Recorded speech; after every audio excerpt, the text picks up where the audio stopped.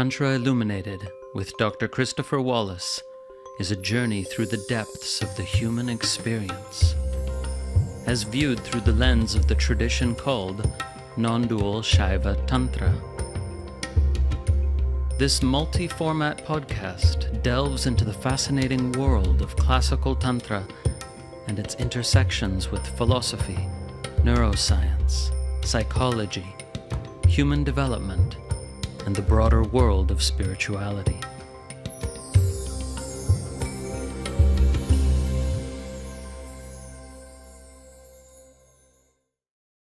Today's episode is a conversation, and I'm speaking with Chandra Easton, also known as Lopön Yeshe Dawa Zangmo.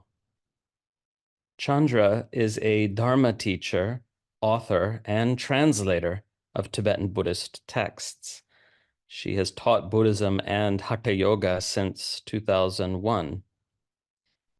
In 2015, she was given the title of Vajra Teacher, Dorje Lopön. So she is a fully accredited Vajrāchārya, which basically means someone who has studied the full curriculum of Tibetan Buddhism, which takes many, many years. Chandra seeks to bring forth the voice of the empowered feminine in Buddhism and regularly leads retreats and classes and teaches Dharma nationally and internationally. And most important of all, from my perspective, is Chandra is an old friend. I first met her back in around 2002. So I've known her through a good part of her journey, and she is just a wonderful person and a deeply practiced individual as well. She's co-authored several books, and her new book is, I believe, the first book she's authored entirely by herself, and it's called Embodying Tara, 21 Manifestations to Awaken Your Innate Wisdom. And we talk about that book quite a bit in the conversation, as well as explore the topic of deity yoga and its place in tantric practice.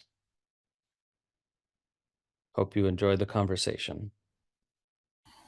I'm here with Lopön Chandra Easton, the wonderful scholar of Tantric Buddhism and a personal friend. Welcome, Chandra. Thank you, Harish. It's great to be here with you. Yeah, so we've been planning to have this conversation for quite some time, and I'm happy to introduce you to my audience. And in a bit, we'll talk about your wonderful book, Embodying Tara. But first, if you could just share something about your journey, how it all started and how you came to be this deeply immersed practitioner and well-respected teacher of Tantric Buddhism.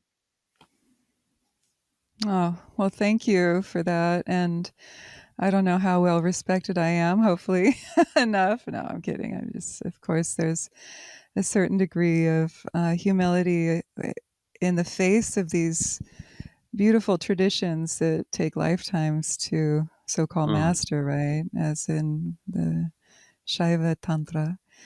And yeah, so I was lucky to be born, maybe is it luck or karma or whatever you want to call it, to be born through a mother who became very passionate about Dharma, especially Buddha Dharma, through the Tibetan tradition when I was very young, like around 2 or 3 years old. And so she would take me to teachings with her, empowerments and various teachings. Her root teacher became His Holiness the Karmapa, the 16th Karmapa.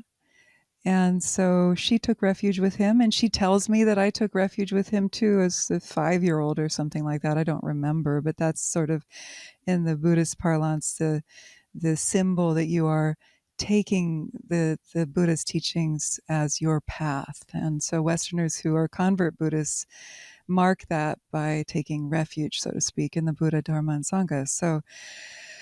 So that is the beginning. But then later in my late teens, early 20s, as I was getting my fill of disillusionment and with samsara, and trying to find my way through the suffering I was experiencing, kind of run-of-the-mill suffering, nothing too extraordinary at that moment in time, but a dissatisfaction with consumer, mainstream capitalist culture, the West, all of this that we grow up in, at least in the United States or in Western countries.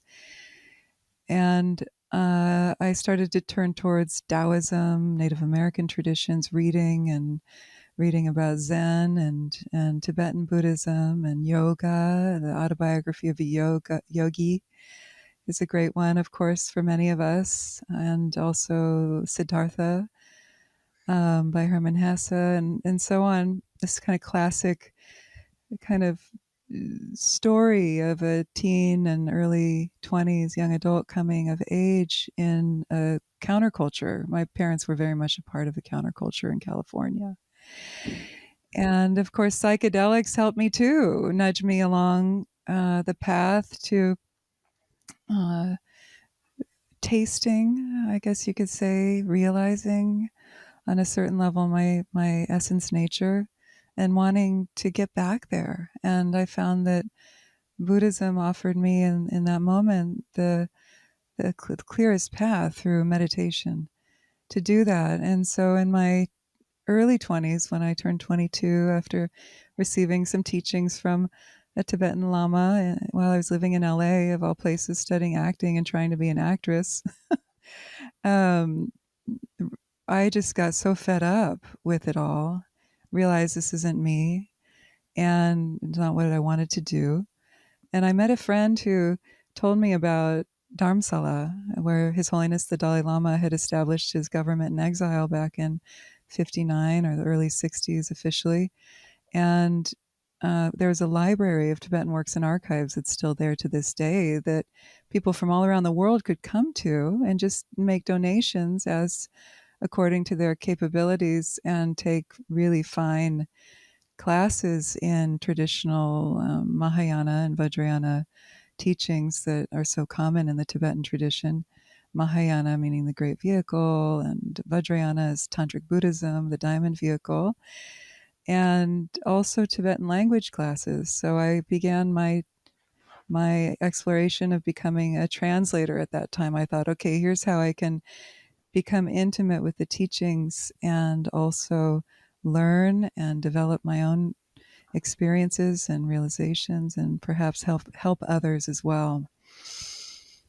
Yeah, that was a real formative time. Received teachings and empowerments from His Holiness the Dalai Lama at that time, and that's when I received the green Tara empowerment from him and the Bodhisattva vow from him as well. This vow to aspire to awakening for the benefit of all beings.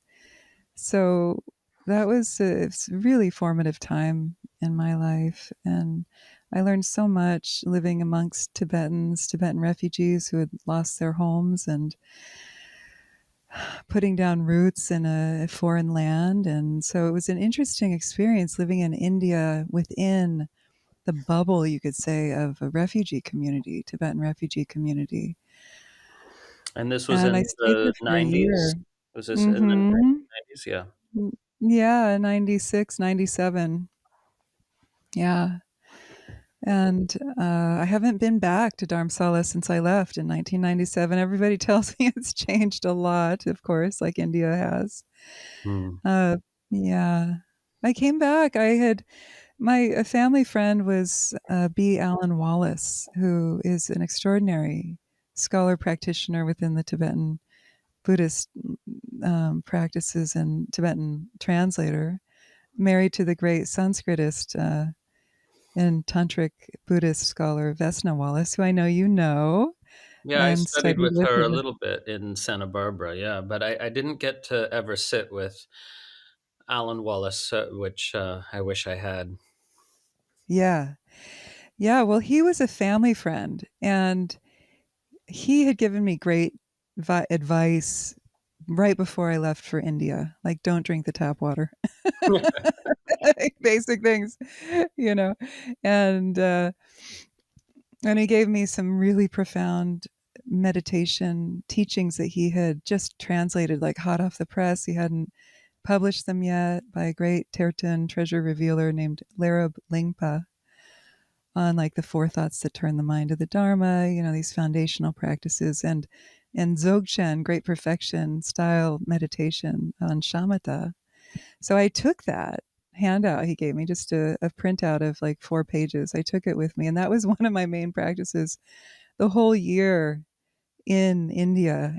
In addition to my preliminary practices, the Nundro practices that I learned from a Tibetan Lama. In any case, he really struck me, and he became, in a way, like um, not an idol, but you know, a mentor, someone I could look to and think, I want to be like that, you know.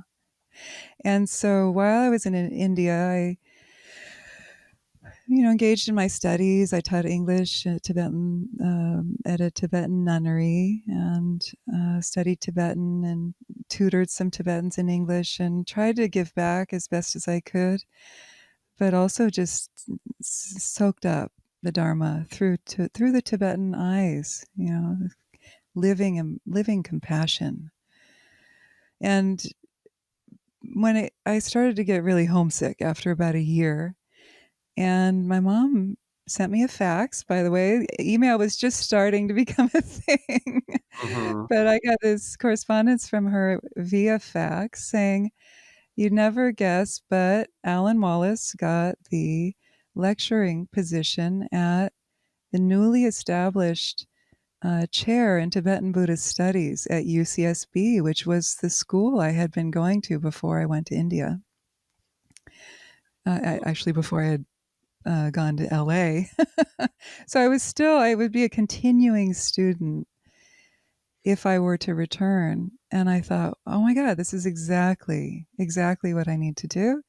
I reapplied with a one form fax back to the admissions office at UCSB, and I got in. And in '97 summer, I went back to attend His Holiness the Dalai Lama's inauguration of the chair in Tibetan Buddhist Studies. Robert Thurman was there. The Dalai Lama, of course, was there. Alan was there. All these wonderful professors and people in that world of Tibetan Buddhism came. And I became the first student in that department of 14th Dalai Lama Chair in Tibetan Buddhist Studies at UCSB. And I studied there for 4 years under Alan. And he taught me how to translate. I studied with Vesna. I didn't start Sanskrit yet. I wound up teaching colloquial Tibetan because Alan, you know, was too busy and asked if I could help. So the grad students hadn't studied Tibetan yet. They had been studying Sanskrit for many years, of course, very good in that language. So I was very intimidated, but it was a fun experience to get to teach Tibetan to these really high power grad students. The UCSB's religious studies department was one of the best at the time. And so I was there for 4 years, and I learned a lot. It was a very profound time for me. And Alan taught me how to translate, you know, clarity, accuracy, and beauty, the three main pillars of translation for him. And I got to co-translate a text on Dzogchen that he had done oral translation for with his guru, his Dzogchen teacher, Gyaltsen Rinpoche. They wanted to make it into a book. And so he asked if I would help. And that was the first book project I ever worked on, co-translated and edited the commentary, the annotations by Gyaltsen Rinpoche. It's called Sublime Dharma, 2 texts on Dzogchen, Trekchut, and Tuggyal, the breakthrough and leap over. Maybe these are words that people in your audience don't know. I apologize, everyone. But these are foundational teachings in the Dzogchen, the Great Perfection, which is so similar in some ways to Shaiva Tantra. Harishji, I have so enjoyed your book on the Recognition Sutras. I haven't read it all yet, Mm. But when I listen to you reading it. It's a fabulous audiobook, everybody, in case if you didn't know. But I felt so at home, and I've always felt that way with you. You know, we taught together for many years here in Berkeley under the program called Samavesha that we created together with Mm. Christopher Tompkins and my ex-husband, Scott Blossom. And I remember always feeling like these are just different ways of describing a very similar experiential truth. And I've always followed you in that way. I've thought of you as you're my teacher in Shaiva Tantra. Mm. Thank you. And Dzogchen is so similar in some ways and so different in other ways. And it's a fun intersection to talk about. Maybe we can talk about sometime, and maybe not in this time, but another interview, or Well, depending on what you want. before you go on with the story, let me just ask you, Mm. what would you say was the most impactful experience you had, or most impactful teaching you received in your time in India? And then the same question for your time with Alan Wallace. Hmm. Oh my God. Beyond any esoteric teaching, it was about rolling with the punches. Mhm. India really teaches you how to go with the flow and let go of your plans. I went there thinking, oh yeah, a year should be enough time for me to become enlightened.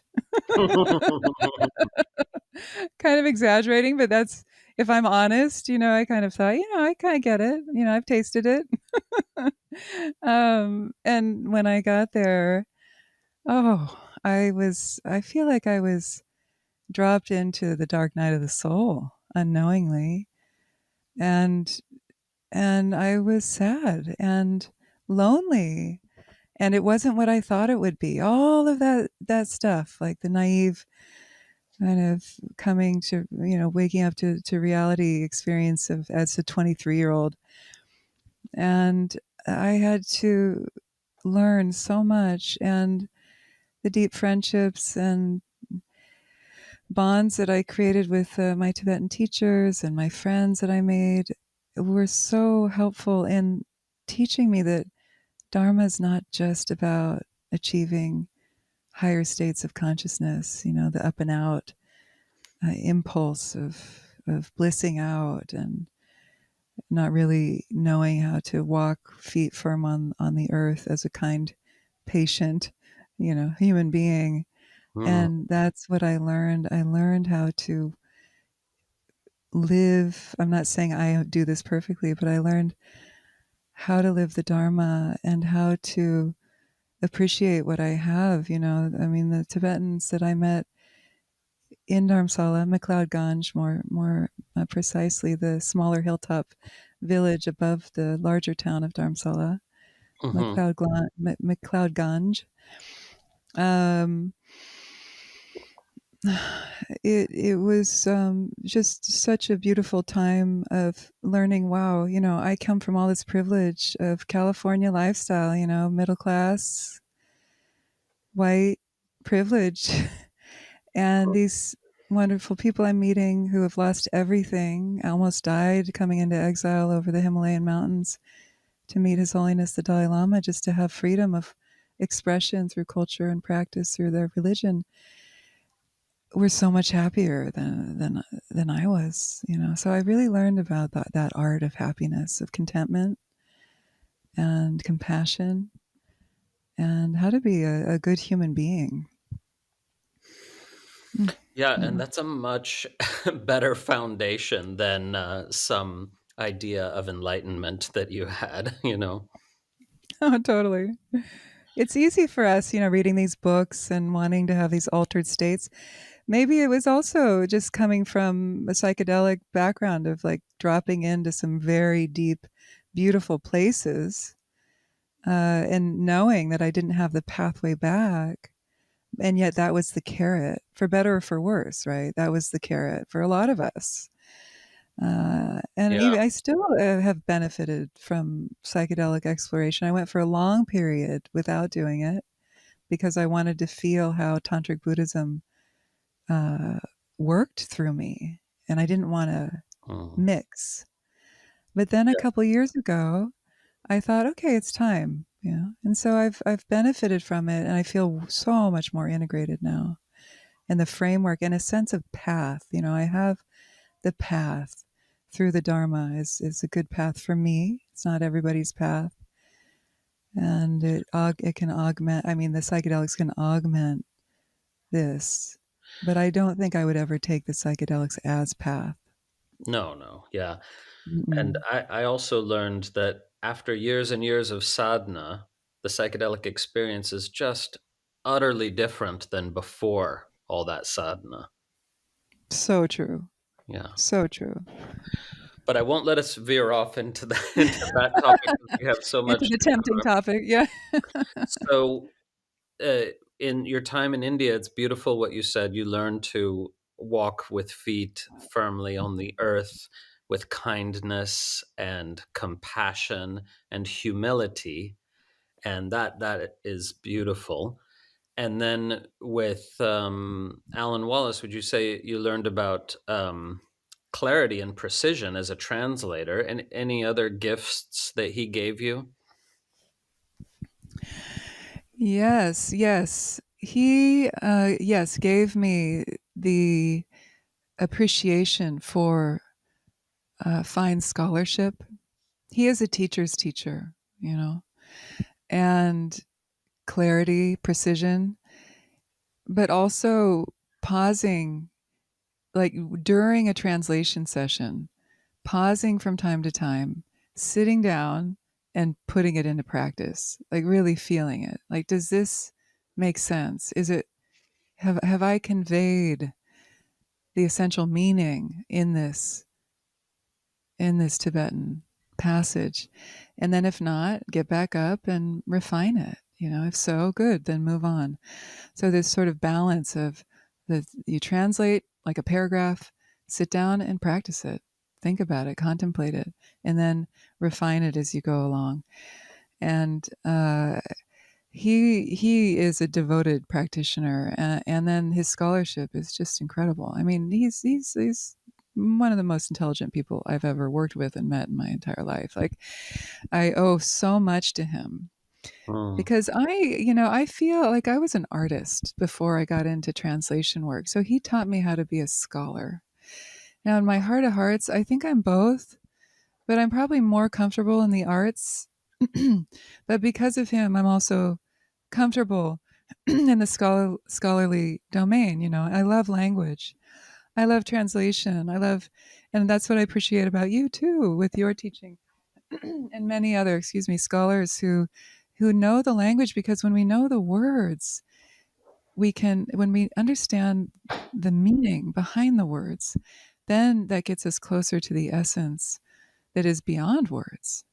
So yeah, translation is that avenue that I think you and I both share in common. We love words, and we love the freedom that knowing the language gives us to convey, to translate, to share with other Westerners or other non Sanskrit or Tibetan speaking people, so that they can appreciate that beauty as well, that it tries to express what is inexpressible.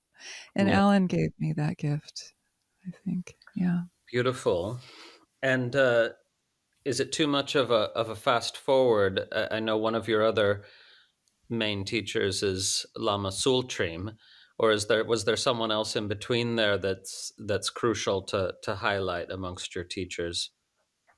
Mm. I've had various Tibetan teachers like Gyaltsen Rinpoche as well, or Sogen Rinpoche, Lama Karma, or Drupal Lama Karma. Also Khenpo Tsewang Dungel Rinpoche. So many important, beautiful teachers in my life.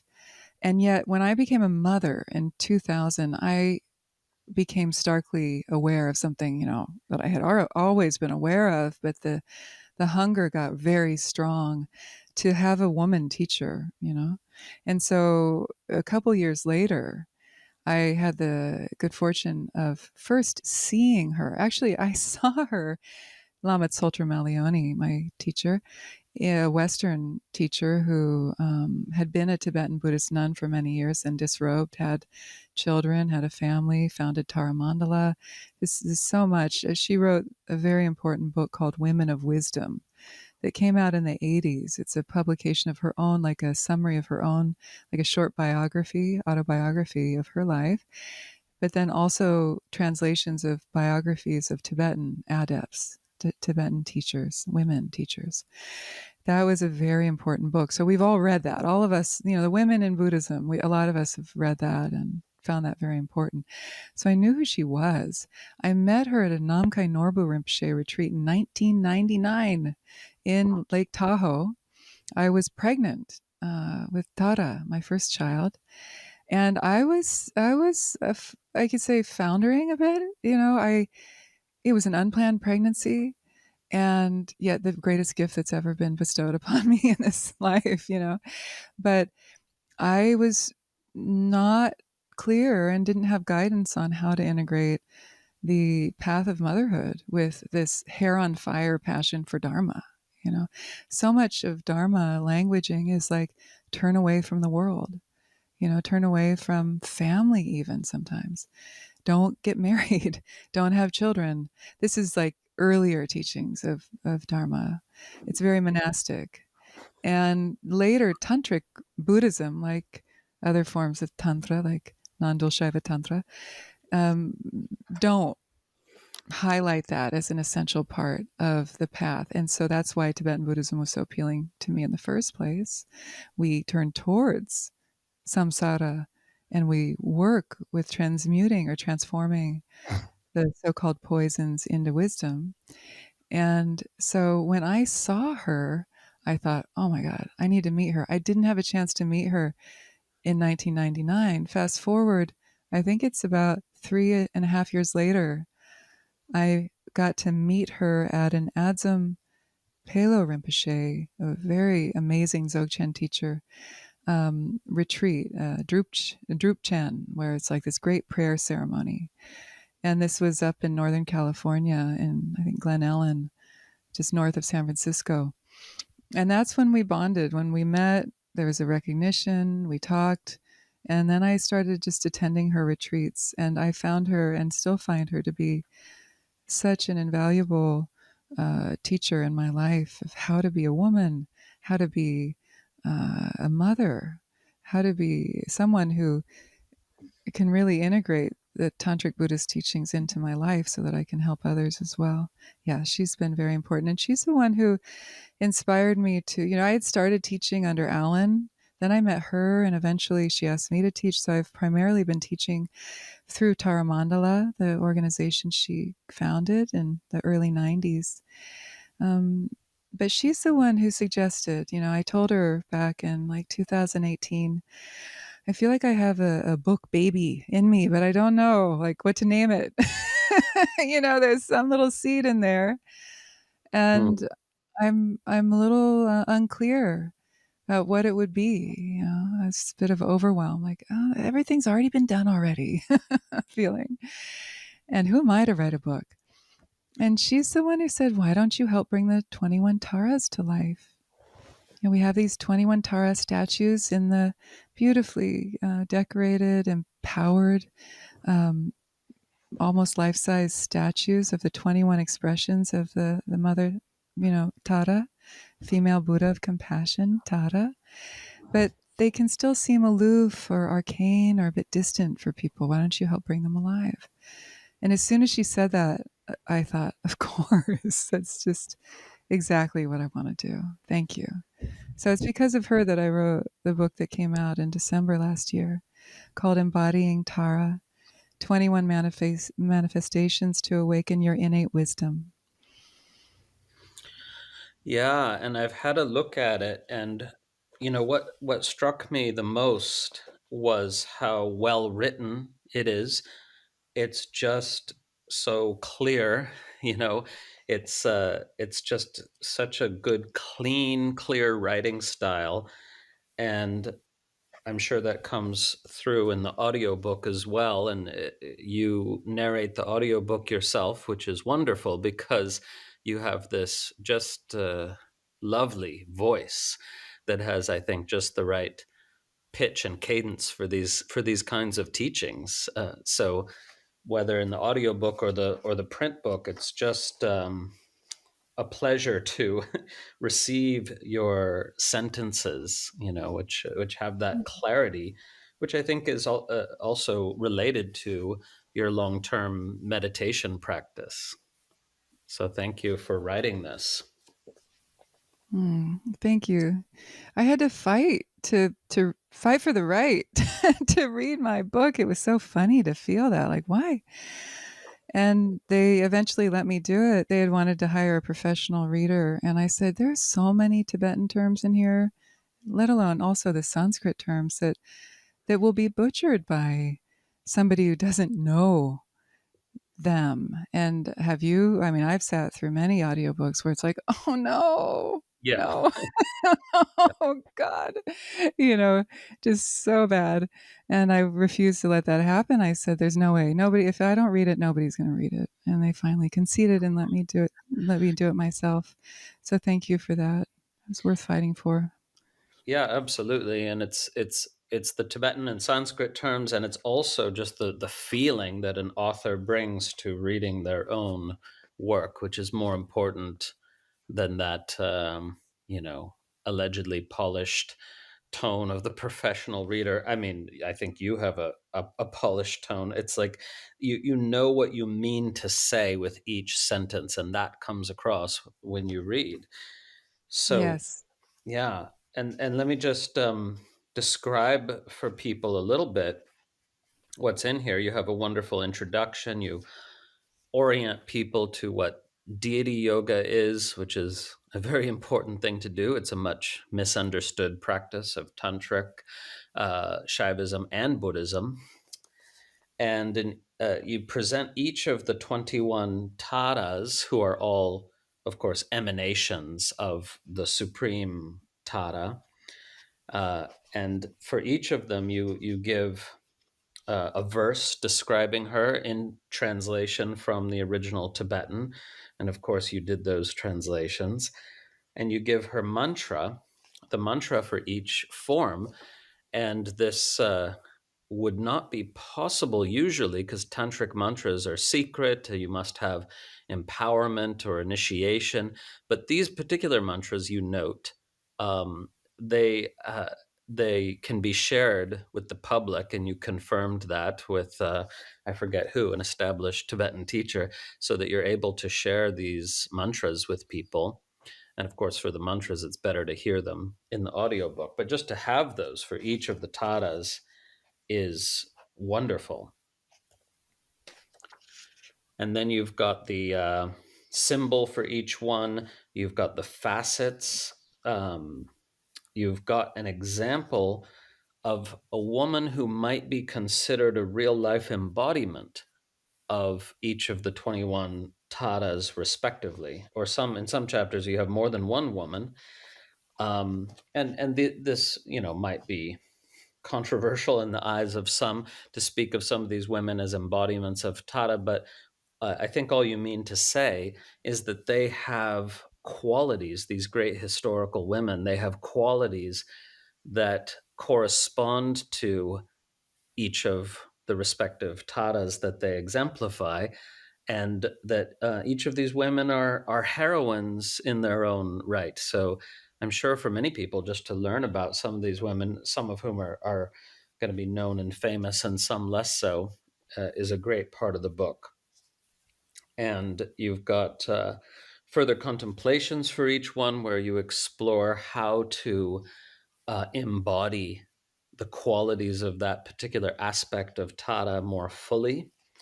And then perhaps most important of all, you've got detailed meditation instructions for each Tara so that someone can do the practice, can do the deity yoga for each form of the goddess that helps them to access and embody those qualities of essence nature more fully. And that's just wonderful. And again, of course, for meditations, it's even better to have the audiobook so you can just do the practice while hearing instead of having to read from a page.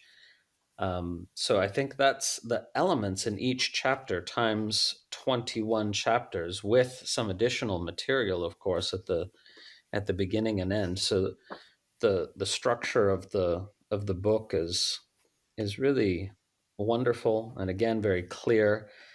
And so this is really it's so great that this was your choice for this book, because it really allows people to know Tara and all her aspects so deeply. And so, yeah, thank you. Thank you. Gosh, I feel so happy hearing you talk about the structure. You really summarized it so well, and I'm glad it speaks to you. It's a lot of feedback has been similar in the sense of like, oh wow, this has really allowed me to connect with the divine feminine. You could say, even if we transcend just the name Tara, you know, even in other traditions too, like how I might embody these. They're called enlightened activities, or trinle in Tibetan. What is it? Sanskrit is like karma something. Karma. These enlightened activity. Of course, karma means activities. But I don't mean to put you on the spot. No, I don't know what it is. yeah, I'm not sure what the Sanskrit phrase that's being translated there is, but certainly the concept is there relative to the Mahasiddhas, which span both our traditions, that Mm-hmm. once fully liberated and fully realized, everything that they do is indeed enlightened activity. That's right. So each of the 21 Tārās, as you said, are kind of manifestations of the one Tara, right? And the one Tara, many people ask, which one is the main Tara? Well, most teachers, most lineages would say that it's green Tara is like the queen. And a lot of people know Tara as green Tara, peaceful in disposition, 2 arms, 2 legs. She holds an utpala, the blue lotus flower, over her, holding it in her left hand. It blooms above her left shoulder. She's adorned with what are called the Sambhogakaya ornaments, these complete enjoyment body, Sambhogakaya, ornaments that signify she's a Sambhogakaya deity, meaning that she emanates from the ground, meaning the all ground, you could say, the alaya, or the Dharmakaya. So Dharmakaya is the truth body, or the Dharma body, and that's like the unmanifest dimension, right? And what is understood or explained within tantric Buddhism is that from the ground the first emanation from the ground is light, light and energy. And it's that sphere or domain of that first step into manifestation is where, like, you could say, like, where the angels abide, or where these Sambhogakaya deities abide. They're expressions of the ground. And as practitioners, the more we purify our perception, we can access that dimension of light, sound, bliss, that complete enjoyment dimension. And so the ornaments, the crown, the jewels on the crown, her earrings, her armlets, her anklets, her bracelets, the silks and the belt around her waist, everything that she has on her body symbolizes different aspects of enlightened mind. You know, whether it's compassion or wisdom, or the 6 paramitas of like generosity, ethics, patience, and so on. They all mean something. And so Green Tara is a beautiful example of all the Taras, and she's said to be the primary one, and that from the primary Tara emanates a different kind of like a light moving through a prism, rainbow, myriad colors, and enlightened expressions or activities, these trinle, different moods like peaceful or fierce or semi-fierce moods of these deities. These are all ways that this enlightened essence can manifest in the world and bring benefit or blessings or invite us towards embodiment ourselves. And so the 21 Tāras are an expression of the source, Tara, you could say. But the name Tara literally means she who traverses, or really she who saves beings, right? She who saves beings, ferries them across the ocean of samsara. Her boat, like her vehicle, is her vehicle is a boat. That's her vehicle, like Saraswati's vehicle is the swan, and so on. Tara's vehicle is the boat, and often she's depicted as ferrying beings across the sky, the night sky, in a boat. But her name also means star.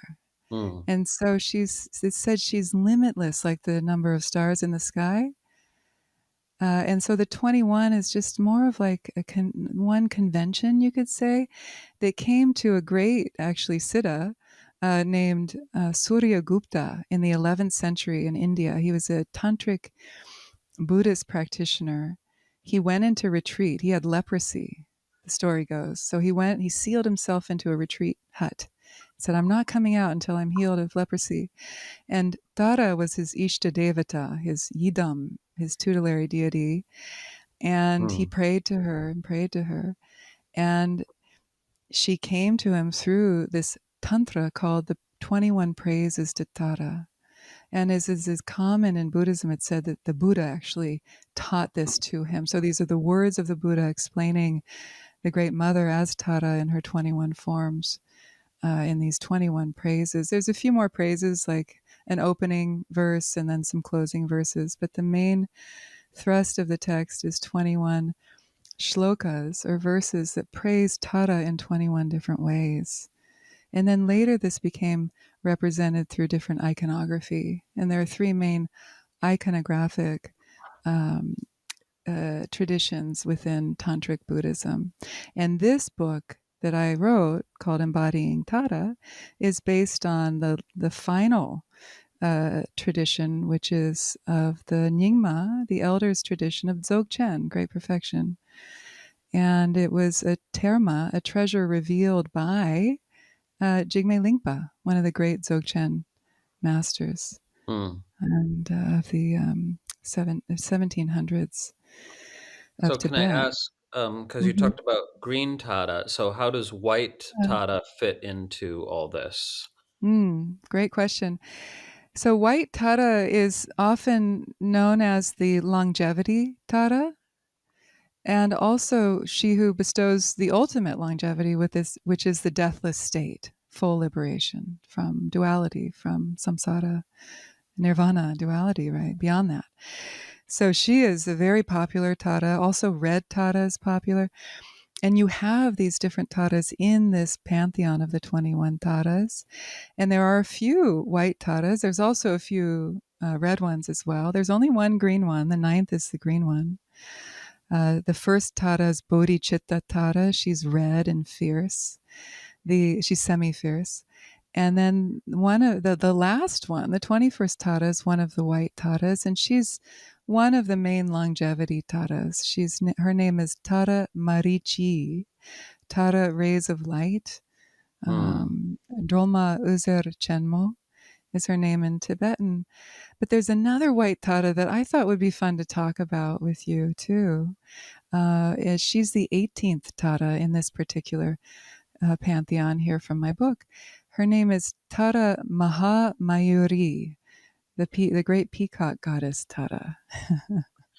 I don't know if you want to dive into her now or talk about other Well, things. before we get into her, though, just two things. Yeah. One is, okay, so does the tradition specify that the 21 Taras are emanations of the white Tara and green Tara, respectively, depending on their colors, or are they all seen as emanations of green Tara in this teaching, or is it just not specified in that sort of way? It's more the oral commentary from one of my primary teachers and mentors in this field, who's Khenpo Tsewang Dungyal Rinpoche. And he and other teachers say, if you were to designate like the main Tara, it would be the green Tara, and why is that? Sometimes they say we don't really know, except that she was one of the primary Ishtadevatas of Atisha, the great Mahayana teacher who brought a revival of Buddhism to Tibet in the 11th century, as well as his devotion to Tara, primarily green Tara and white Tara. He brought texts, tantras, sadhanas, spiritual practices devoted to these two Taras. The Tantra of the 21 Taras, the praises to the 21 Taras, that arose about 100 years later and came via a Tibetan translator named Dharma. So that also took root in Tibet, and the Tibetans' devotion to Tara just caught like wildfire. I mean, she's up there with Avalokiteshvara, Chenrezig, the male Buddha of compassion. They're said to be like like equal footing, or sometimes she's said to be the daughter of Avalokiteshvara in some traditions. But the equal devotion to Tara, and mainly green Tara, as well as Avalokiteshvara. And so we don't really know why it is green. It's so interesting because there aren't a lot of other green deities. The green symbolizes that the deity, whenever you see a green deity in Tantric Buddhism, it shows you that they are that they belong to, in the mandala structure, they belong to the northern dimension of the mandala, which is the dimension that signifies the element of the wind, the transformation of jealousy into all-accomplishing wisdom. There's all this symbolic meaning to the colors of these deities, and that's just a small example of the symbolic meaning of the color green in Tantric Buddhism. So often she's said to be quick as the wind, meaning ever present and available to beings who pray to her. Yes. Great. Yeah, and of course, all the taras are, in a sense, aspects of each other. Like there's this overarching, I don't know, river. Maybe we could say that they are all tributaries of the same Mhm. river, which Well, is. yeah, sorry, I didn't mean to interrupt, but you're making me think of something. So, Go ahead. finish. Okay, so what yes, and ultimately the ultimate Tara is the nature of our own mind. So that is not to be overlooked, and I think we could say that for all the deities. Perhaps it's the same in Shaiva Tantra, where these deities are these expressions of beauty, of bliss, of light and sound, energy, but they point us towards the ultimate, which is the nature of our own mind, uh, primordial consciousness, however we want to label that which cannot be named. Um, and yet this other thing that I didn't put in my book, but it was so interesting because it came up later in an interview I had with Khenpo Tsewang Denggyal Rinpoche, which is that all of these deities have within them the other facets, like the green deities, the green Taras, for example, all have within them the enlightened activities of the other quadrants of the mandala. So you would have the green Tara, the red green Tara, the white green Tara, the golden green Tara, the red green Tara. You see, like that kind of, it goes like the infinite regress. It's unfathomable, and yes, it's like Indra's net, you could say. Yeah, that does point to them being all aspects of each other. It's this Yes, prismatic refraction of light into its infinite colors, and finding all the colors in each other as well. there you go. Yeah. Yes. And you said a very important thing that I wanted to reinforce there, which is in these tantric traditions, the deities, whether we call them deities or bodhisattvas or enlightened Buddhas, they are icons of our own essence nature. This is a phrase we find in Shaivism sometimes, icons of essence. Mm. And so this is such an important thing to linger on, because Westerners especially will say something like, well, if this is a non-dual tradition, how come there's all these gods? And I often come back with, well, if reality is non-dual, why are there all these people? you know because the question makes equally as Mm. much sense, and Mhm. so there's a non-dual base to reality. That is to say, everything that appears is an appearance of ultimately the one, what in Buddhism is called, as you said, the Dharmakaya. And for Shaivism is Paramashiva, but the same idea actually there, Mm. which is not an idea, but when we put it into words, it is. That is to say that there's a formless, absolute, trans-individual consciousness that is not graspable by the mind, and which is the ultimate ground of being, and Mm. that expresses as all phenomena whatsoever.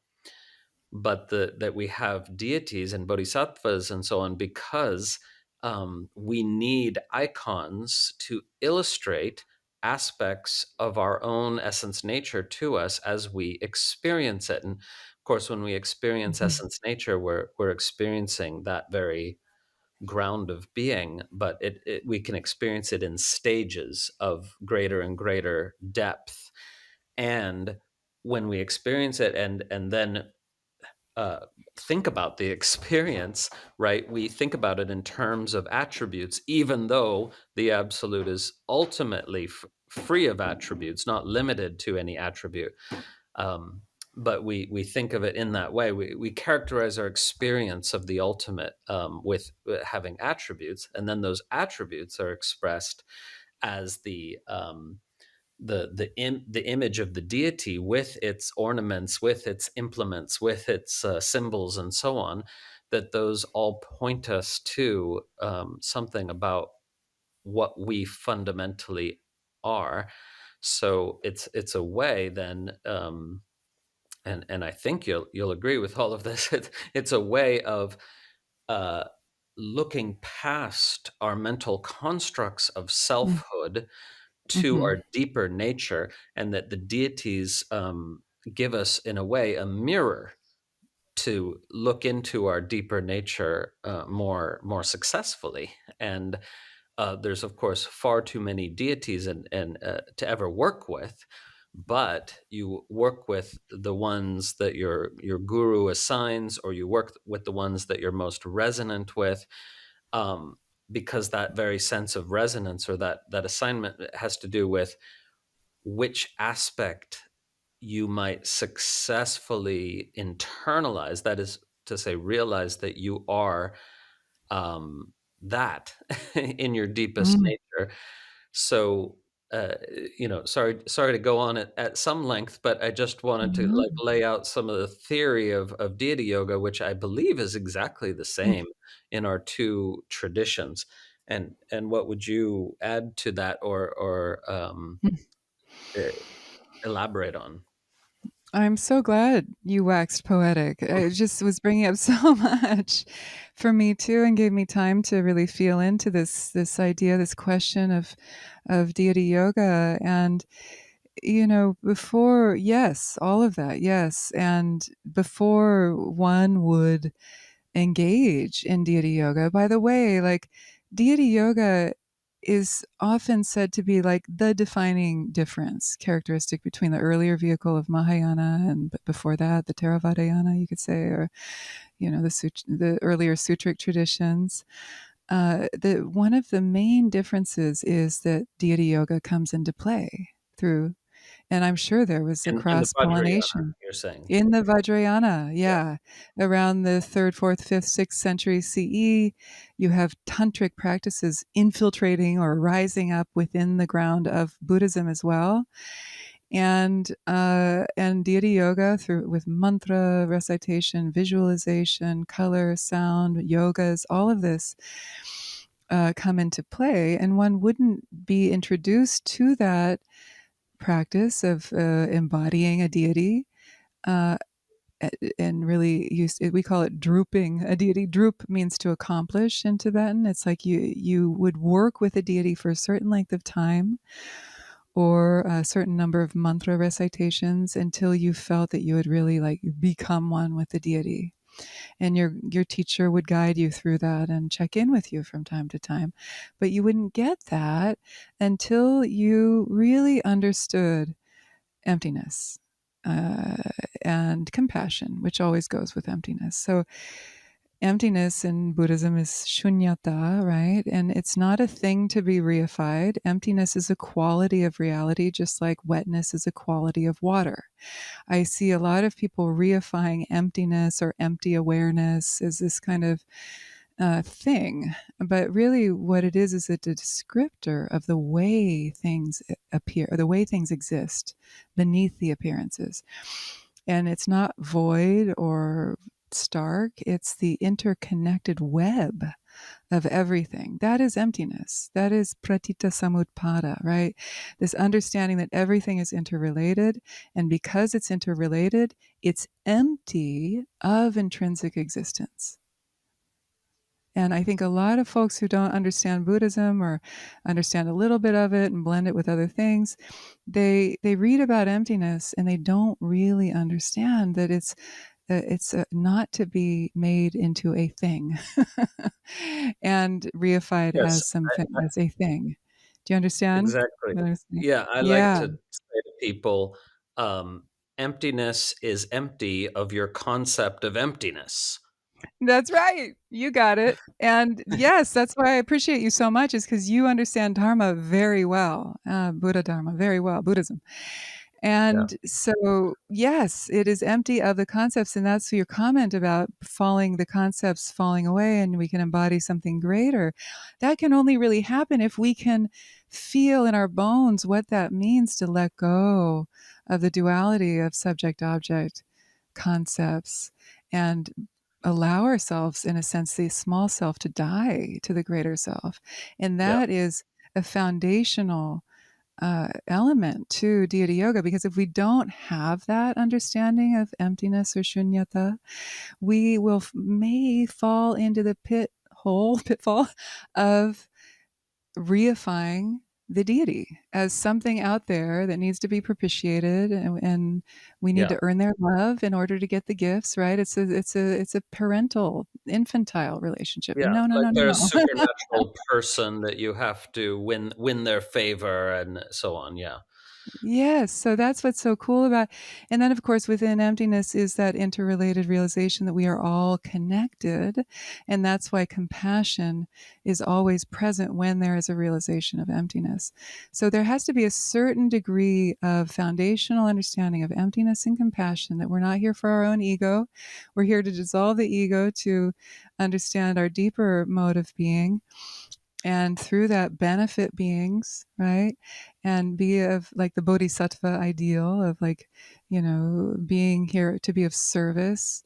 And that is the ground from which we engage in deity yoga, because a lot of power comes from mantra recitation, from deity yoga, from these tantric practices. And if we don't have our head screwed on straight and our heart, full of love, or at least a certain degree of it, then we can use it for ill will, right? And we've seen that in gurus who have gone astray, abused their power. And that is so important. And so, yeah, this practice of deity yoga, which deity here also, this is something I want to talk to Harish a little bit. Can I shift hmm into, like, what do we mean by deity yoga? Okay, hmm good. So deity, it doesn't mean like God, like monotheistic God. It means this expression of the ground that manifests as light and sound and compassion. We have Avalokiteshvara as a deity. The Tārās are deities. Vajrapani are deities. Um, we have different Buddhas and Bodhisattvas who manifest as deities. This all is like this movement that arose out of the prior phase of development of teachings in Buddhism in India with the Mahayana that existed around, still exists, but that arose around the first century CE and really was the basis of tantric Buddhism. And so deities here are expressions of the nature of our own mind, or the nature, the Buddha nature that is within all of us. And so if Yeah, we mind, understand... mind with a capital M, not just Exactly. everyday mind. Good. Yeah. Right, right. Mind itself is a way that they talk about it in Dzogchen, like chittattva, right? Mind, semni in Tibetan. It's not just regular mind with conceptual mind. It's that deeper nature of mind, the chittattva, Yeah.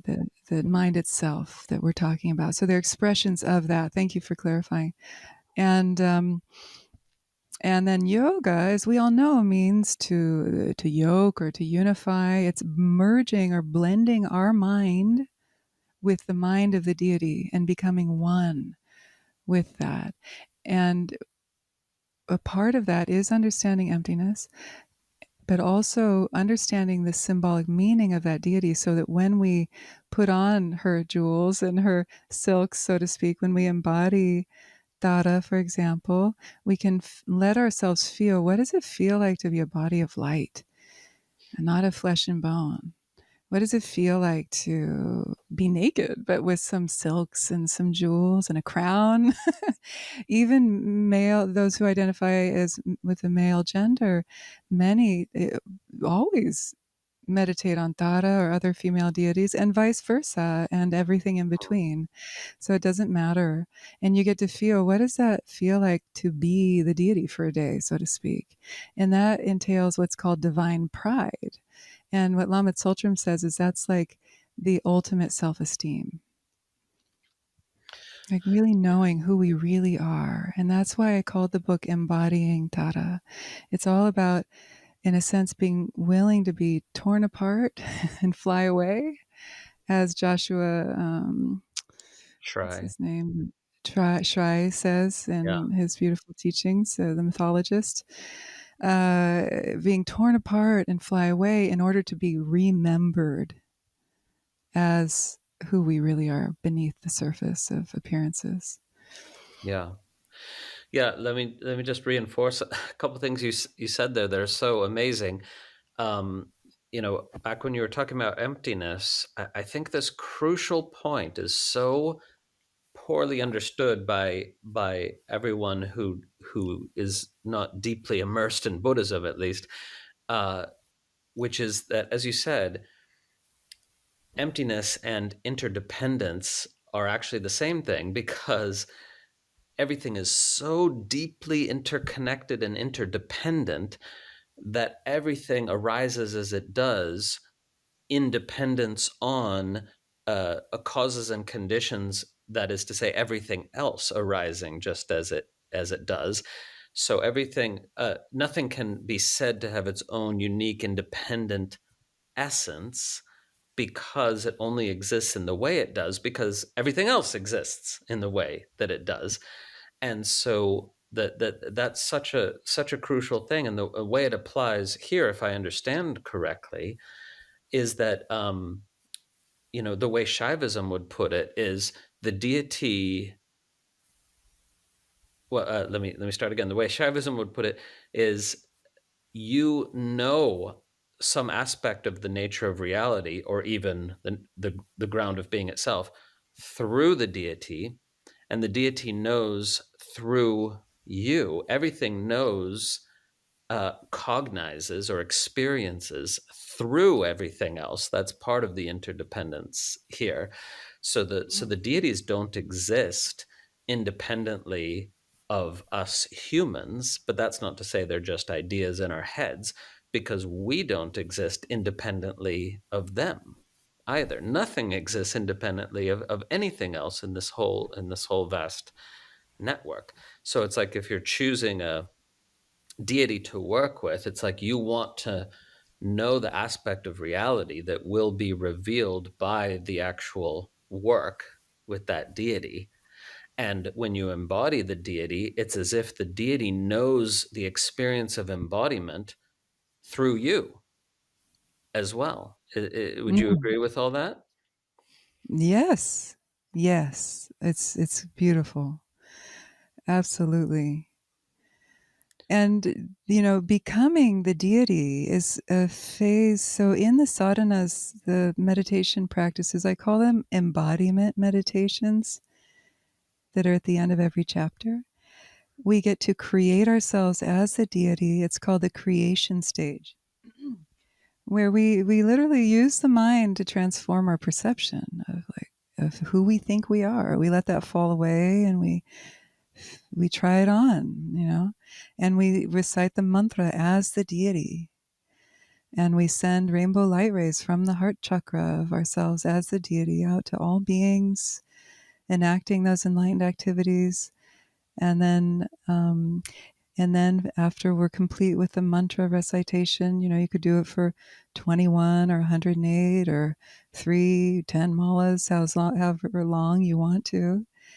Then you imagine that everything dissolves into light, and that light dissolves into you as the deity. And then you dissolve from the head and the sole of the feet, converging, dissolving simultaneously into that heart chakra. And that dissolves into light, and you rest in open awareness or empty, luminous awareness, the ground of being, you could say. And what's so cool about this is that we get to experience both shamatha, or calm abiding, through that first stage of creation stage, is what it's called, the creation stage. Which is the same Uh, as what's sometimes called generation stage, right? exactly. Yeah. Yes. It depends on how it's called kierim. Kie means to generate or to create. It means to be born to or to birth. Rim is stage. So kierim is that generation stage. So I like to tell my students who've only done Vipassana meditation that developing calm abiding or concentration meditation through mindfulness doesn't only happen with the breath. It happens with mantra, it can happen with visualization, it can happen with this first creation or generation stage of deity yoga. And then you also get to experience what's called vipassana or vipassana in the Sanskrit terminology, which means insight into emptiness, right? But you get to experience that during the latter phase, the dissolution phase, which is called the completion stage or dzogchen. Dzog means complete, just like we find in Dzogchen, means complete or perfect just as it is. Nothing left to be done. Rim is stage. So I tell my students who are a little bit hung up about why are we doing all this visualization and did the Buddha teach that and what is that we're actually practicing shamatha and vipassana within one sitting, within one sadhana. You get to be born and then you get to die. Which is great preparation for the grand finale of when we all have to let go of the meat suit. And Yeah. that's why I love Joshua Shray's podcast called, it's on embodiment. I don't know what it's called, but he talks about that we have to, in order to feel embodiment, we have to be at times willing to fall apart, to dissolve, then Yeah. to reemerge. Yeah. That episode is just called Embodiment Means Being Torn Apart and Flying Away. Mm, From the Emerald podcast we're talking about. Yeah, it's a it's a crucial episode on his yes. wonderful podcast. But let me ask you this: so the completion phase, it has to do with that dissolving into the pure luminosity and then reposing in pure luminous awareness, free of any kind of a self, or free of any need of or requirement, etc.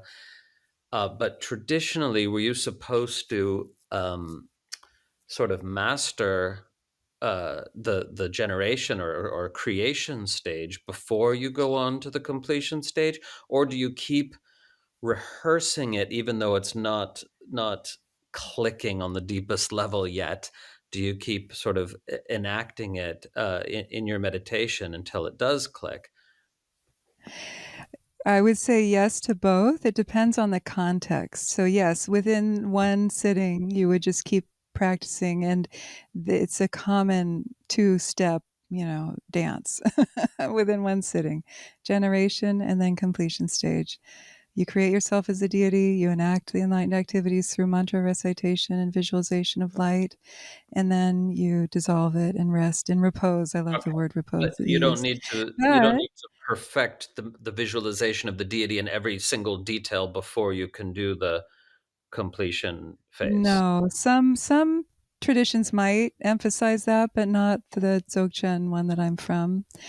But what's interesting is we don't need to go too far into it, but I just want to nod to within the yogic or Maha-yoga practices within Tantric Buddhism, the stage of completion is also used, that term is also used to refer to the yogas. So it is a different context. I thought maybe you were hinting at that, but that's a whole nother No, story. no, yeah, just in Yeah, this process you're describing, yeah, yeah. people don't need to worry about, "Have I got every detail perfect in my imagination?" 'Cause, you're imagining this icon of essence, that ultimately Yeah. expresses, what you are, and, that's the important part, right? Yes, thank you for bringing that up. People often ask that question, like, how detailed does it have to be? I'm overwhelmed. I can't do it all. Recite this new mantra and visualize myself as Tara. But we always say, don't worry about it. Just relax into it. The most important thing is to feel. What is the feeling? Let the mantra vibrate within you. You could feel light emanating from your heart. That's enough. Just feel and release thoughts of distraction or limiting thoughts, and connect more with the feeling. That's actually in line with the kind of grouping of teachings that this comes from, which is called the mother tantras. So in the mother tantras within tantric Buddhism, the more of the emphasis with deity yoga and other practices is on understanding and really feeling the feeling, the essence of it. Whereas in the father tantras, you can guess, it's more about getting every detail just right, perfectly constructing the visualization, like those complex mandala visualizations or Yeah. deity visualizations, where you, from the ground up, you build it. And it's a beautiful concentration practice, and it can lead to samadhi for sure, and to receive the blessings of the deities. And yet, it's not for everybody. So feeling it is the most important within this Yeah, context. this is so important. I teach this as well, that it's not visualization that's the key here. It's feel as if you are the deity. You've contemplated the deity enough to have a sense of that, but it's not the visual image that's the key, but the invocation, the imaginative invocation of the deity as yourself. That's right. And opening our hearts with devotion to the deity, because as much as the extent that our heart is open, then that deity comes to us equally. It's a two-way street here. And if we're closed or doubtful, I mean, we can get bonked over the head with blessings and teachings from time to time, but or by accident. But it's also like, what is the spirit that we're bringing to it? And in understanding the interplay of perception, like a dream, like if we don't reify, when we wake up from our dreams, we realize, oh, I was just dreaming. It's like the imagery, the dream images dissolve back into the ground of the mind, right? The consciousness that was resting in deep sleep or in REM sleep. And in the same way, when we visualize deities, when we rest in awareness, the final step of repose, we are recognizing that everything is appearance of the mind from the ground, and we let that dissolve back into the ground. So just like we wouldn't reify dream imagery, we shouldn't reify deity imagery. They're all expressions of the true nature of our mind essence. Yeah, and in the book you talk about the three samadhis, the samadhi of emptiness, of compassion, and of the seed. And so if I understand correctly, the samadhi of emptiness, you through this practice you realize the emptiness of everything, which, again, to antidote popular misconceptions, we could say that also means realizing the immediacy of everything, the incredible Mhm. beauty of everything, because when you realize the emptiness, you're not grasping after objects. There are no objects. It's all a play of appearances, arising from and imbued with this beautiful emptiness.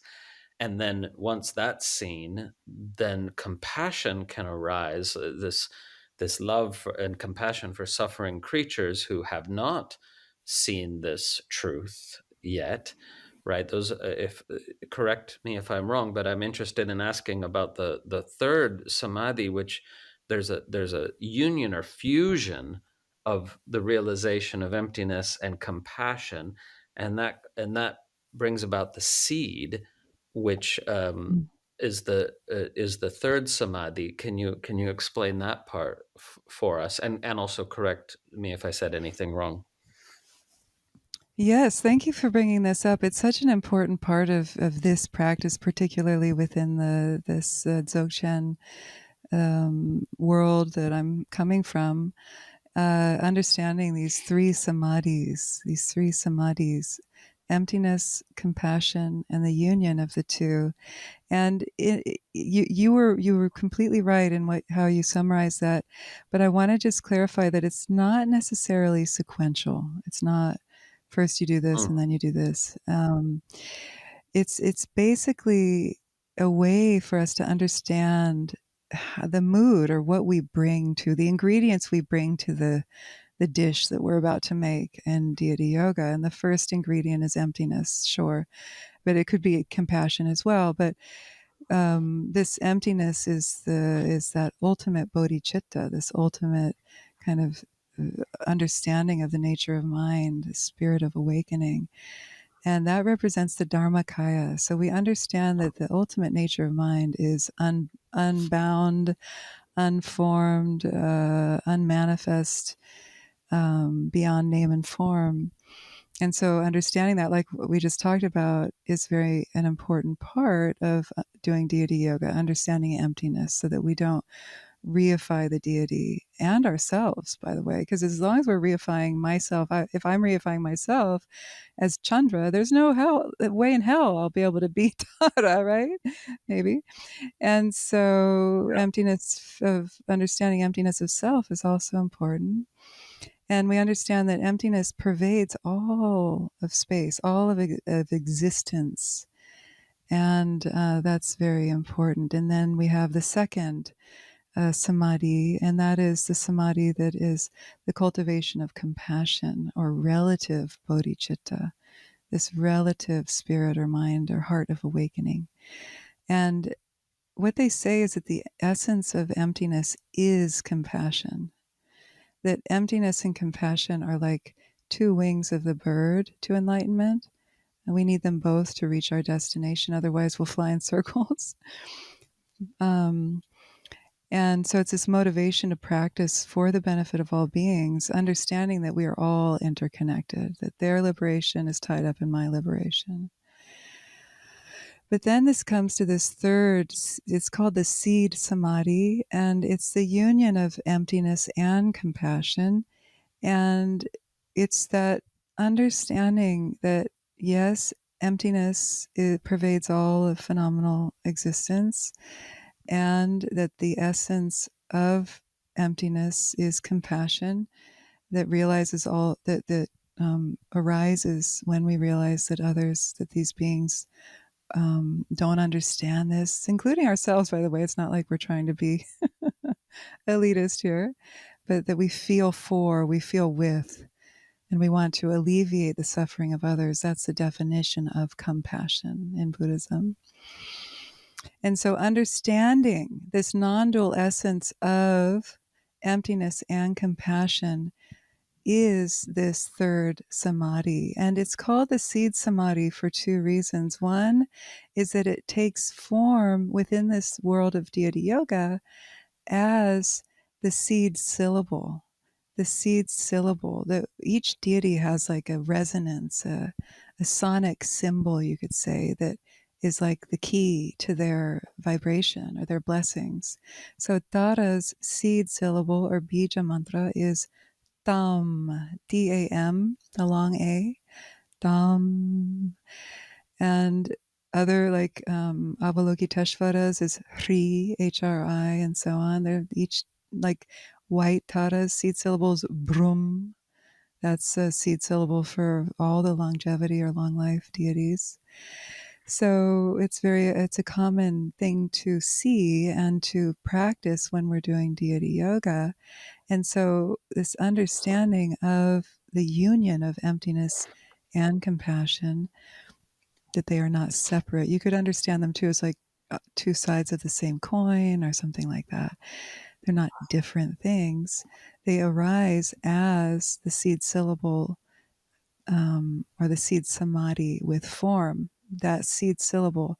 And so often when we're visualizing the deities or we're dissolving as the deity, we use the seed syllable as like the fulcrum, like the stem cell of that deity, and we visualize it as like often like one of my teachers, Tulku Sang-ngag Rinpoche, would say, when in doubt, just focus on the seed syllable. Like that is the seed samadhi. It is the core, and it's a great kind of anchor of mindfulness. But then there's a seed samadhi, this third samadhi without form, which is the nature of your own mind, chittattva, the profound nature of your own mind, which is, yet again, we come full circle, the union of emptiness and compassion. Mm. Wow, beautiful. So this means, if I'm correct, that any of the 21 Tāras, if you went sort of all the way with the sadhana of any of them, it's going to result in the same realization and the same liberation. It's not like you have to do the sadhana of all 21 sequentially or Mm-hmm. anything. That any of them could take you all the way if you develop this fully in the ways that you've explained, right? That's right. They don't have to be learned sequentially either. I try to move away from 1, 2, 3, 4, 5 as the imperative way to learn them or study them. You could just leaf open the book, for example, and read about the 10th Tara or the 21st Tara first. And that practice, if you felt resonant with that Tara, you could dive deeply with her for a month, a year, your lifetime, whatever. And then, if you wanted to, you could shift into others as well. I have students who have done like, I'm going to recite 10,000 mantras of each Tara just as a way to learn them and move through them, develop a relationship with them. And then they loop back and do more with one particular Tara that they feel akin But to. just a practical note there for readers or listeners of the book, you would want to learn the first Tara first, only because in the meditation on the first Tara, you give more details on how to do the deity yoga exactly. Mm. And then those details carry over into the other 20. So for that reason, it is Mhm. better to learn the first one first, right? Thank you. Yes, thank you. You've done your homework. Hey, you're keeping me on my toes. Absolutely. Yes. The first, really, it was also for word count. I had to cut out 80,000 words this book Oh, wow. in the final draft. They're like, this is too long. It's already longer than they had originally wanted it to be. And one way we resolved that was to make all subsequent 20 Tara guided meditations more essentialized. So yes, do the first one. That gives you the sense of the more details and guidance on how to do the practice. Once you get comfortable with the first Tara meditation and the structure, then absolutely you can do any of the other ones. I personally like the way that the Taras are laid out. I do recommend reading from cover to cover, but you don't have to. Mm, yeah. So, and you mentioned this 18th Tara, the great peacock goddess, and of course, the peacock is such a significant symbol in the Indian spiritual traditions across the board, for many reasons.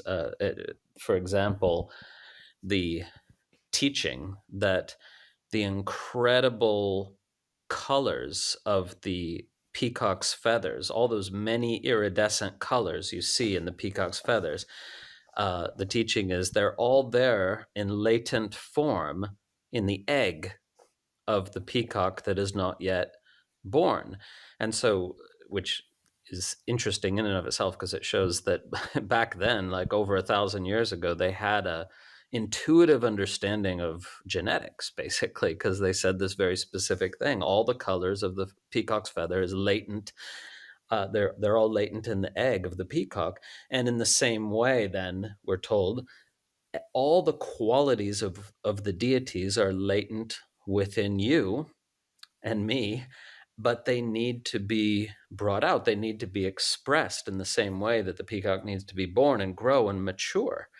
But they're there already.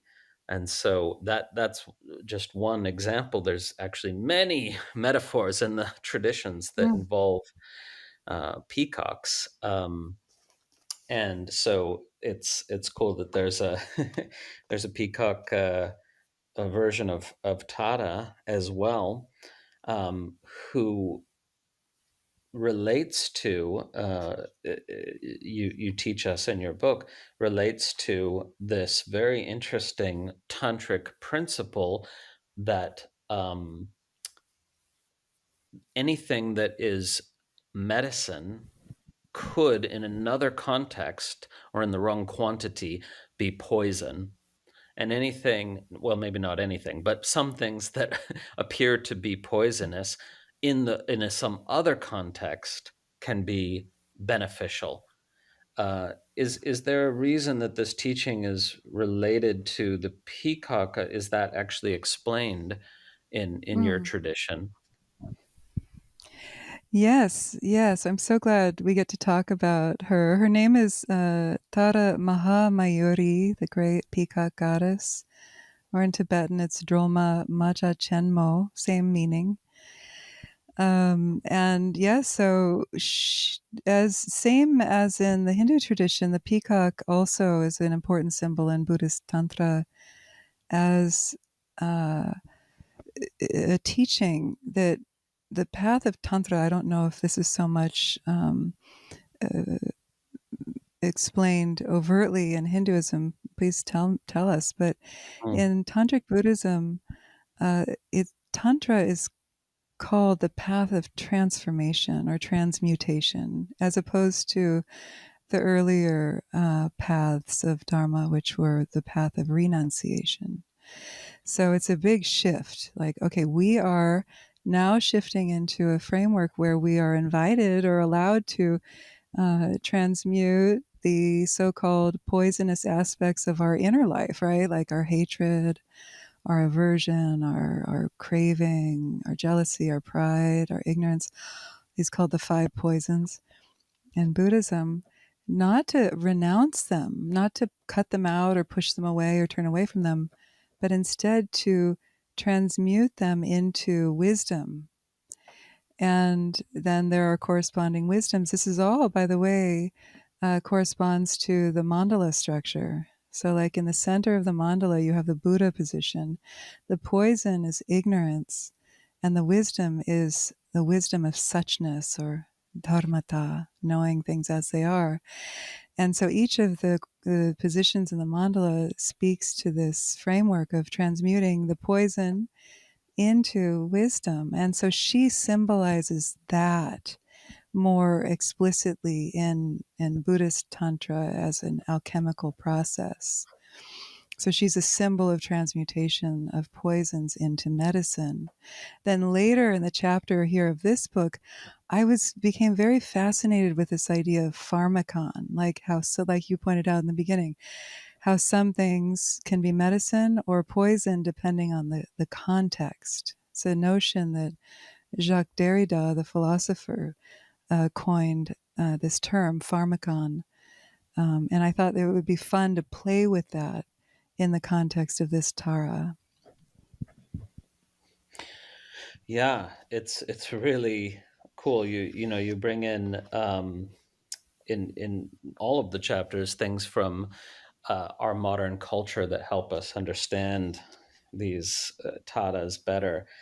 And this particular teaching is a great antidote to the black and white thinking that we see so prevalent today and is so problematic that, seeing one side is the good guys and the other side is the bad guys, when in fact, if in a conflict both sides are victims and both sides are victimizers, for example, or Yes.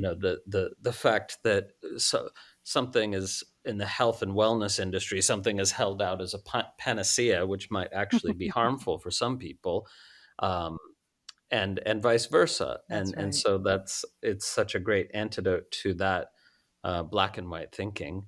And maybe there's even um, it just occurred to me, well, that the peacock's feather is so colorful, and it's not black and white.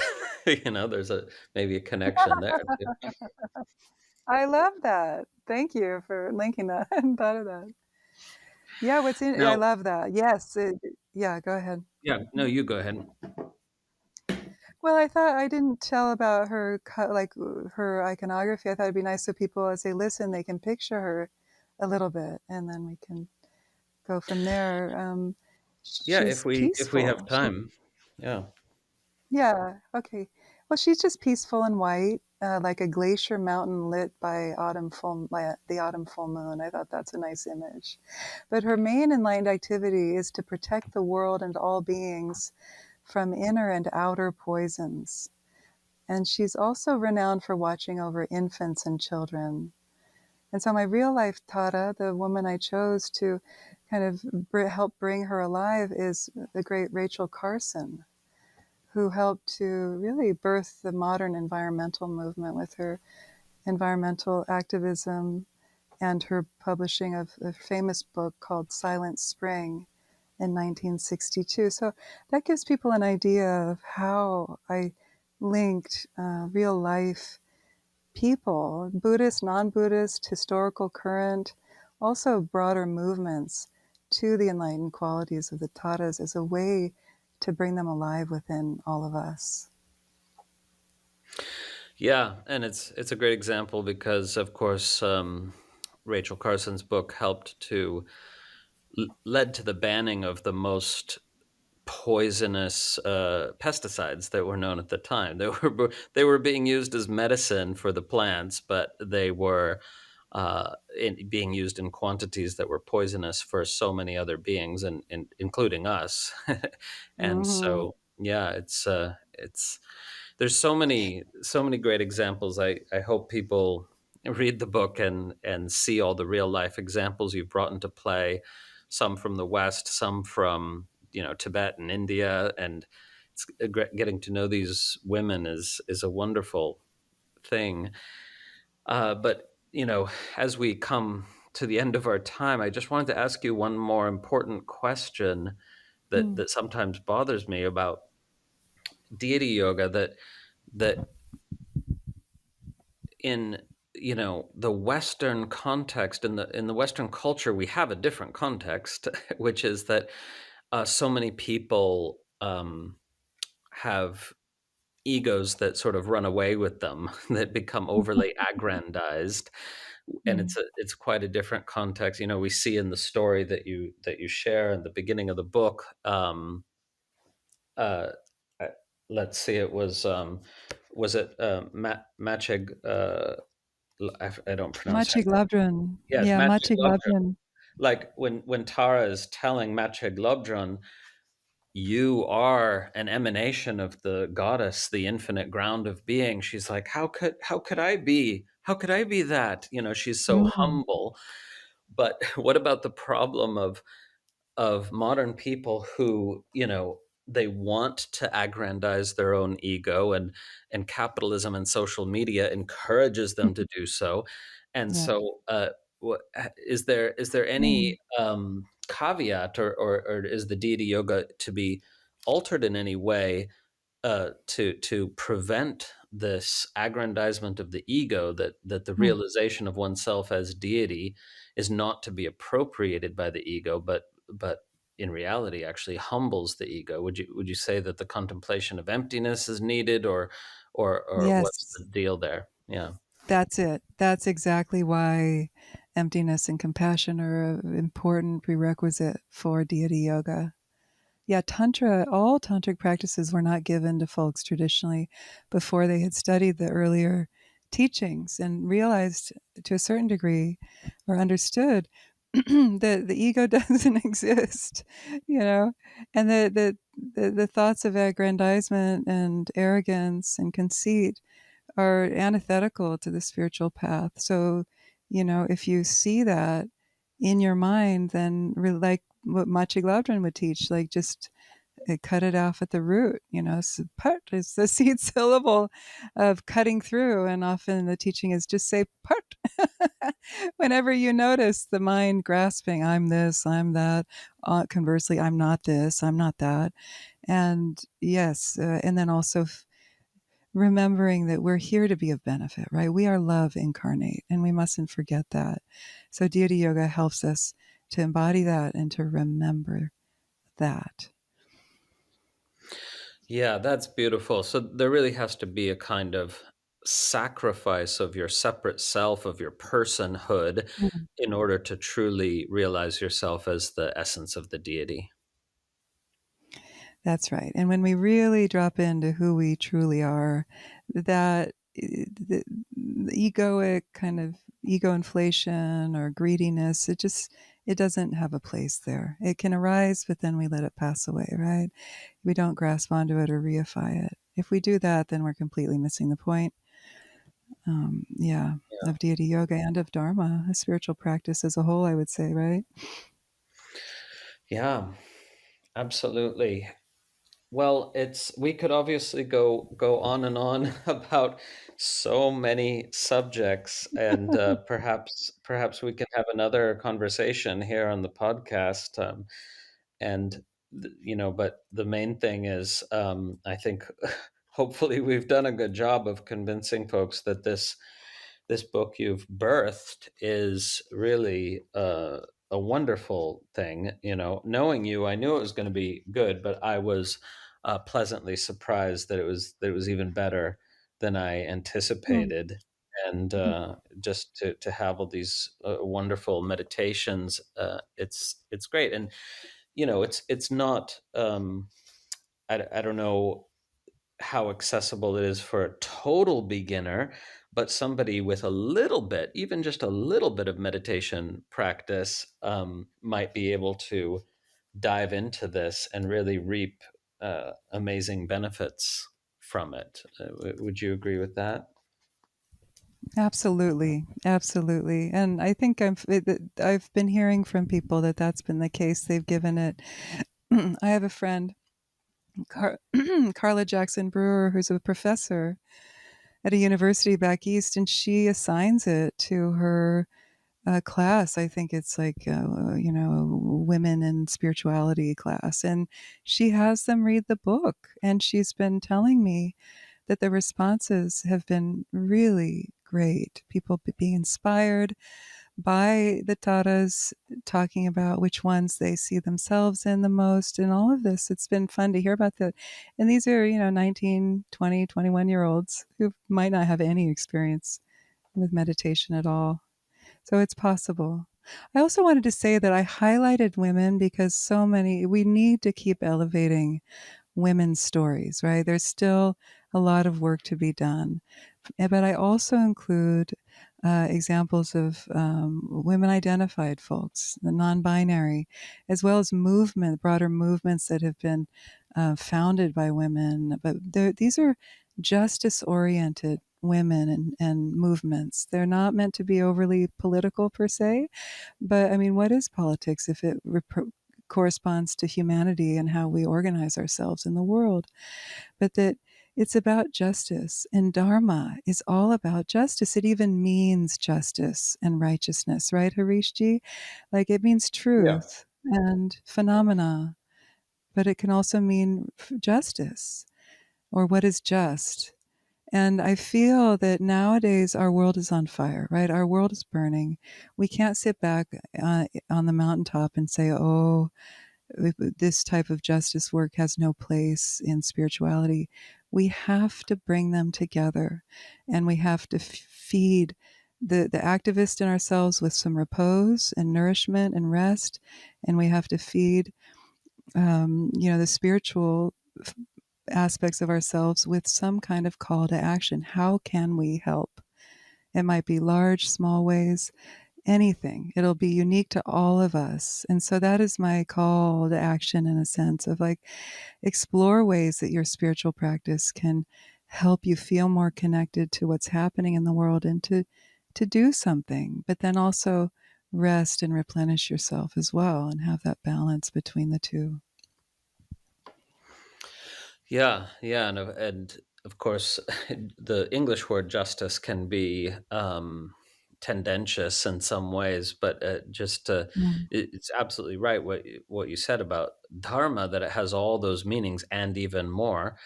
But it's interesting to note that the root of the word is dhar, which means to uphold or to support. So some teachers have said, and I love this, that Dharma, when it refers to justice, it refers to that kind of justice that when you support it, you yourself feel supported and you feel nourished by the universe, and that's that kind of justice.